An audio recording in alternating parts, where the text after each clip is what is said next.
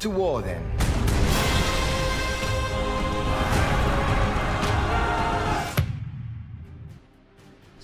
Feels great. It feels, you know, there's heightened responsibilities, of course, but that's what we thrive on as actors, you know, to be in the thick of the story and to be pivotal to the plot.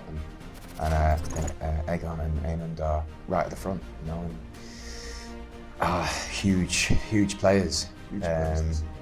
It gets all pretty heated. Yeah, you're either with us or you're against us.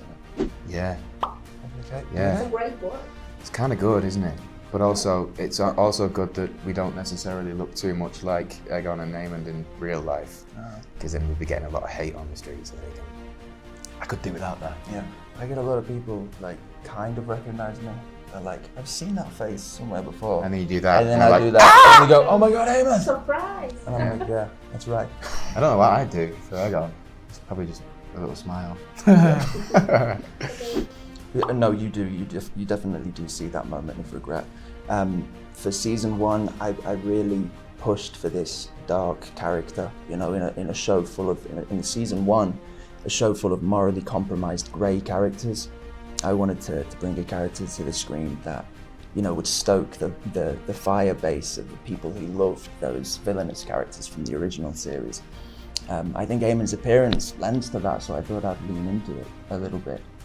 Only to contradict to the audience, like you say at the end of episode 10, where you do see that moment of just utter shock.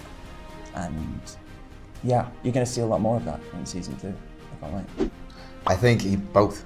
I think he does eventually come round to the idea that Viserys, on his deathbed, did say that Ewan should be king. He's got no reason to disbelieve that.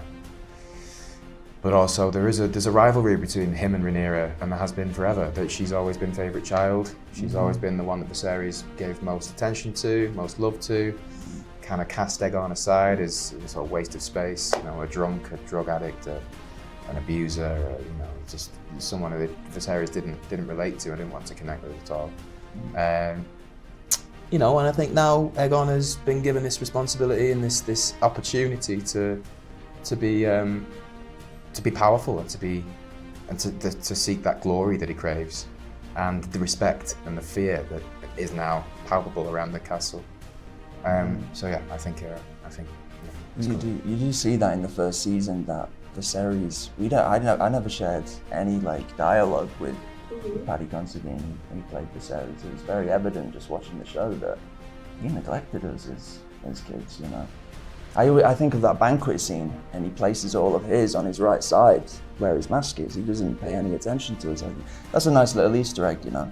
And then Rhaenyra, you know, she's on his left, and that's the family he sees. Good question. Hopefully not too similar. But I don't know. That's a good fucking hell. Yeah, I think there's definitely things that you can relate to for sure.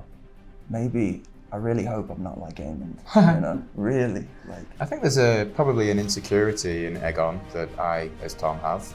I think that's partly the reason I'm an actor, is because you get to disappear into other characters for a while and live in their world and live in their skin for a short period, and it's an escape, you know. I think Ewan craves that escape, craves to find a numbness to him. Somewhere where he can express himself, and we express ourselves in very different ways. But yeah, there's definitely more of maybe a solemnness to us. I think that might be a similarity. Yeah. Well, thank you so much. And that's a glass eye. That's so. a glass eye. Yeah.